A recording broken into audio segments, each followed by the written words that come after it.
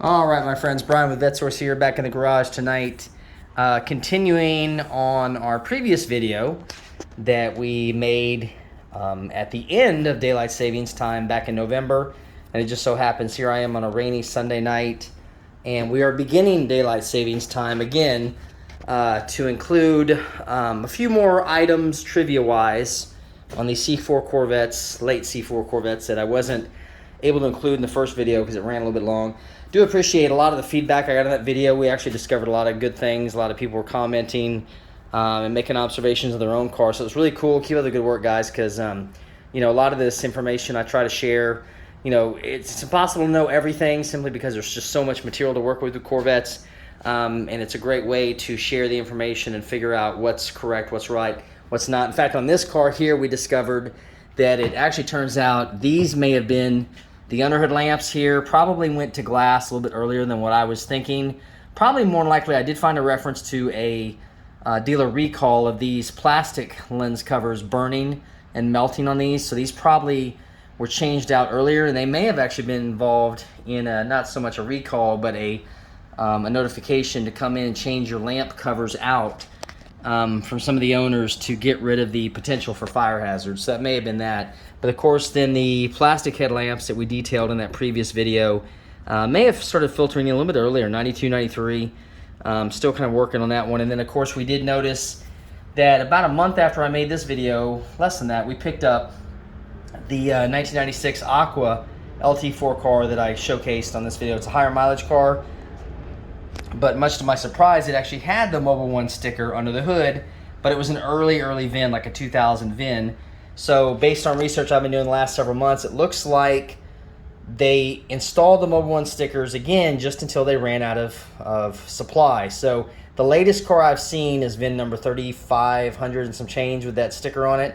So if you've got another one in that range, share the information whether or not you've got that sticker, and we'll go from there. But what I'm going to do is detail some of the last few running changes, improvements that they made to these cars, even towards the end of their life cycle, because again, the engineers basically considered these as test beds for whatever was coming next. So we're kind of going to start towards the front and just work our way back here. So there's one thing that a lot of people, when you lift the hood, and of course this hood is huge on these cars, but you aren't able to take into perspective is how big it is and how much it weighs. It actually weighs, even for a piece of fiberglass, I'd be willing to bet with the headlights installed, this weighs north of 100 pounds.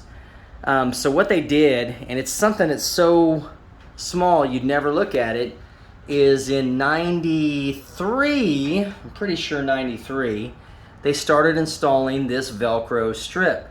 Now this thing actually has a part number, and you see it runs all the way across to the other side, and what that does is it meets up with the cowl right here, right in this corner here, and it keeps the car, it reduces cowl shake, cowl noise, and dust intrusion, you know. Now the other thing they did to go along in conjunction with this is that the spring rates on these Corvettes, these later 94 through 96s, are much higher and much stronger. So what you'll notice is if you try to drop your hood from a lower perspective, let's say you want to drop the hood and you take it to right here and just drop it, it's not going to latch. It actually, and I'm almost certain it's in the owner's manual, but it recommends you drop the hood from the height of the roof of the car and drop it, and you will hear it thunk very resoundly. So that was one of their efforts to reduce some of the cowl shake, you know, the stronger springs, and of course this Velcro. But again, it's one of those things nobody ever notices until it's not there. So it's kind of interesting. Another thing they did, I think probably in conjunction with this, is up until this time period, I think again 94, 95, these inner fender panels here were screwed into place with Torx head screws. They're actually coarse thread, they're not fine thread. And just like these inner fenders are here, you can see the Torx head bits right there. But then what they did is they went to these rivets and riveted these into place. So I'm almost certain that was a 95, 96 thing. You can see one of them is tucked in there. I've actually got one that's broken over there, so I've got to drill the rivets out and change that out. But interesting little factoid. And again, that's how you can actually spot some of these later hoods, because if you're going to repair a car and they tell you, oh yeah, it's a later hood. If it doesn't have those riveted in spot welds or the rivets in it, doesn't have that Velcro strip, and the cutouts are even different for the brackets. These cutouts right here are going to be different than earlier hoods. In fact, an earlier hood physically will not fit on an LT1 series car. In fact, you can even see, even with this being an original hood, you see that spot where it's worn down on the fiberglass? That's just from sitting against this power steering reservoir right here in this corner and bouncing up against it over the years. So the clearances under the hood are really, really tight from that perspective. The other thing they did that was kind of interesting is that the electric smog pump got introduced in 1992, and on the early cars it was a much bigger electric smog pump and very noisy. The 94s received a smaller smog pump that tried to quiet them down quite a bit, and it takes up a little less space over here in this corner, so it's a little bit better. And then of course you just got a tube that runs back along here and runs back over here. Every time I take a video I realize how filthy this poor car is. And then back behind to your fresh air valves right there. So that's an interesting thing that was done just in the spirit of trying to get that quieter for the customer. Another thing that's interesting that people don't realize, a lot of times I hear discussion over 8-inch or 9-inch rims or 9 or 10-inch rims on these cars. Now, all the 96s came with 17-inch wheels, and the base suspension cars came with an 8.5-inch rim in the front and a 9.5-inch rim in the back, unless it was a Z51 car, which that was on a one-year only 1996 option anyway. But if it was not a special suspension car, it got a 255/45 up front, and I think 285, yes, 285 out back. So if you see that on your Corvette, there's a reason why they did that. So that was part of the standard equipment. The other thing too is that these cars came equipped, can't really show you the brake rotor from here, kind of see the backside there. These cars in 95, all of a sudden they went ahead and upgraded the brakes from the 12-inch rotors to the 13-inch rotors, or the bigger calipers that the not Grand Sports, but the ZR1s and the Z07 C4 Corvettes had from 90, 91 up till 95. So 95 and above, all the base model Corvettes got the 13-inch rotors up front, so they got the increased stopping power of there. The other thing that's kind of neat is they had the FX3 suspension, and if you've got a car with it, you know what I'm talking about, because it can be kind of aggravating. They've got little motors on top of the shocks that set the stiffness of the shock from touring, sport, and firm, and they're made of really fragile plastic, and they just wear with age. But in 96, they actually went to the F45 real-time dampening suspension, which was continued on into the C5s. And I think that went until 2003 when they finally changed it over to the magnetic suspension. So this was, again, the test bed for the F45. It worked, and it made its debut again in the C5s. 96s, I don't remember how many cars came in 96 with F45. I think it's well under 2,000 cars, so you really won't see it very often. They'll have a little motor with an arm over here that controls the shocks, the setting on the shock, and it dampens it in real time based on how you're driving. There's actually a module that goes in the back. I think I've got a video that I detailed that F45 module back last year. I'll see if I can link it up at the top. But that's kind of a cool feature. Now, the other thing that was kind of neat is that in conjunction with all these brake upgrades and suspension and things that we're doing, 94 was the first year that they offered, the Goodyear developed the run flat tires, or what they called extended mobility tires.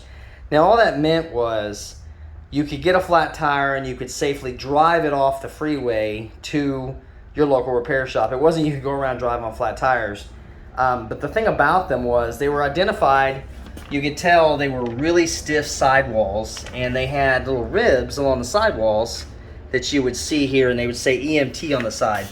Well, the problem with them was, even though they were cool in theory, in practice, they were really, really rough riding tires until they got warmed up, and people complained about them a lot. And then, of course, if you ordered them with the run flat tires. I don't know if customers actually went in to order a Corvette with run flats. It seems kind of disingenuous, but if you got the run flats, you were required to get the UJ6 low tire pressure warning system, because there was to be no way for you to know if you got a flat tire without having that system activated. So they made that a standard required option with that, so you had to do that.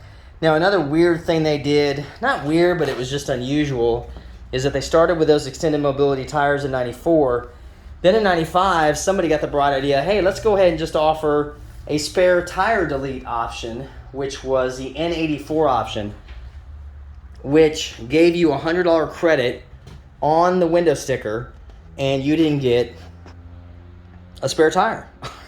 In its place, what they put was this big aluminum impact bar looking thing that ran from the back of the fuel tank to the back bumper to support it, and you would get the credit. So you had run flat tires, you had the extended mobility tires, you had the UJ6 low tire pressure warning system, and an N84 no flat tires. So God forbid you shredded a tire on the open road, you weren't putting a spare on it. You were stuck right there on the freeway. But anyway, curious option, but it is a weird one. Only about 1,400 cars came equipped with this option, so you're really not going to see it. In fact, I've had buddies that are in the salvage business like I am with Corvettes, and they've just thrown away those bars because they did not know what they were. So it's one of those options that you go, oh, wait, that's supposed to be there. That's not something that somebody added just to be, you know, like a cool boy racer. Now, another interesting feature that came about, and you'll never notice this unless you're just looking for it, is these windshield wiper blades are different starting, I think it was 1995, I think. So what they did was they were getting a lot of chatter, and they just weren't quite as effective at getting the rainwater off the windshield. So what they did was they revised the angle of the windshield wiper blades. They're closer and tighter to the windshield. In fact, the stops right here are at a different angle. These stops here are different than what you'll see on another car, and these stops, you can tell, you can spot a 95, 96 immediately, because these things, whatever the supplier made them, they have a real bad problem with weathering. They get all white and chalky like this. So what it did is it lowered the angle, changed the angle of the windshield wiper arms and blades so that they reduced the chatter and made them more effective. So I've never really noticed a lot different, but they're there. There's another thing that's kind of curious. I still haven't figured out why they did it. Let's see if I can get in here and show you guys. Now, everybody's seen the rear suspensions on these Corvettes because these are what's popular for everybody. But in 96, and they're all aluminum, but in 96, let's see if I'm in here. Let's see. They decided to put, where is it at? It's right there. I'm driving crazy because I can't find it, guys. There it is. It is a composite fiberglass rear dog leg. For the 12 previous years, those things were aluminum, like the rest of them. And for some odd reason in 96, they changed them to this composite material. You can see it right there. And they're the only year they used them, but yet they're the only way they would service them. If you went to go buy a replacement set from the dealer, that's the only thing they have with those composites. They wouldn't even sell the aluminums anymore. So I'm not sure if that was a safety issue that affected something they were doing or what happened, but it is kind of curious the way they did that. So it's another interesting thing they did about them. And then moving on to the interior, there's a couple things in the interior. Even though 94, 96 was updated, there's some things that people didn't notice about them. One of the things, if you look real carefully, is the carpet. Now, the carpet will actually physically fit between different years, but if you look real carefully, you'll see the nap of this carpet is much thinner and tighter than it is in the previous. The other carpet just about looks like almost an 80-20 loop, versus this is a real tight nap, and supposedly it's easier to clean and more sturdy, but it's just one of those noticeable differences. And if you try to put older carpet sections in a later C4 like 94 through 96, you're going to spot it immediately because it looks so different. Now, the last thing they really did here in the interior, other than the things I mentioned before, was you had underneath that dash, and of course I can't show you, but if you go back in there and look up at all your wiring bundles and your harnesses, there's Velcro tie straps around all of them, all over the place, and they did that in an effort, again, to control noise like they were doing with the cowl panels. So they did a lot, and you can hear how tight that door shuts on this car. Again, this being a 23,000 mile car. And for those of you that haven't seen my videos before, I apologize, I kind of forgot. This is a 1996 LT4 coupe, 6-speed, competition yellow, one of 102 built in this particular color combination. December of 95 was the production date on this car. So it's a really good teaching tool and trivia kind of thing, because everything on this car is pretty much as it left the factory. It's just a little bit dirty because it's been in storage for many, many, many years. But a lot of cool information. Now, another interesting thing about these, if you guys follow the old Corvettes, is that this LT4, of course, was offered in the Grand Sports, which have their own distinct, unique VIN sequence number. It's not shared with any of the Corvettes. So you can always tell a C4, a 96 Grand Sport, simply by looking at the VIN, because it's going to have a 6 instead of a, I think it's instead of a T51 in the VIN for the last 12, 13 digits. I think it's 11, what number is that? 1, 2, 17, 16, 15, 14, 13, 12.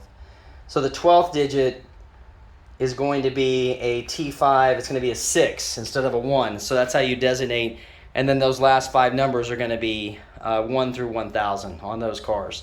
So they're easy to spot. Now, the other cool thing about it was the LT4s were available in all the Corvettes. Like I said, this is one of the Grand Sports competition yellow did not get, or got an LT4, was not a Grand Sport, not painted that color. But a lot of the LT4s that year that were not Grand Sports were in what we called in the business the stripper cars, the race cars. They were base 1SA cars. They didn't have any options. They didn't even have, they had power windows, but they had manual seats. They had manual air conditioning. They had no CD player. They were basic as they could. Now, by then, they were including leather in all the cars, even the base cars. In the mid-'80s, you could still get a Corvette with cloth interior. In fact, you could get a cloth interior Corvette up until 93, if I remember correctly. The base car had carpeted seat covers. I mean, not carpeted, I'm sorry. Cloth seat covers, believe it or not. And you don't see them very often because dealers wouldn't order them. So it's just one of those few oddities, but I'm not sure why General Motors made so many of the LT4s that didn't have any options. Like I said, in my research alone, I've probably found over 1,000 of them already. And I know from my time selling these new at the dealership, every 5 LT4s I had, 2 of them were strippers. So it's kind of an interesting, unusual thing, but that's just the way General Motors did it. There had to be some rationale behind it, but I haven't heard yet. So anyway, that's going to wrap up tonight's video for us. I got to get back into some real hardcore teardowns and stuff this week, so I'll be back with you probably later this week, maybe over the weekend, time permitting, and we'll see what goes from there. If you followed me before, we just managed to get that big old massive engine inside that truck yesterday, so we got that finished up. So we're going to keep on working on stuff. And of course, now that we got extended daylight time, we're going to keep working, guys. So thanks for watching to the end if you made it all the way through, and appreciate it. And let me know what you guys think, and we'll talk to you next time. See you then.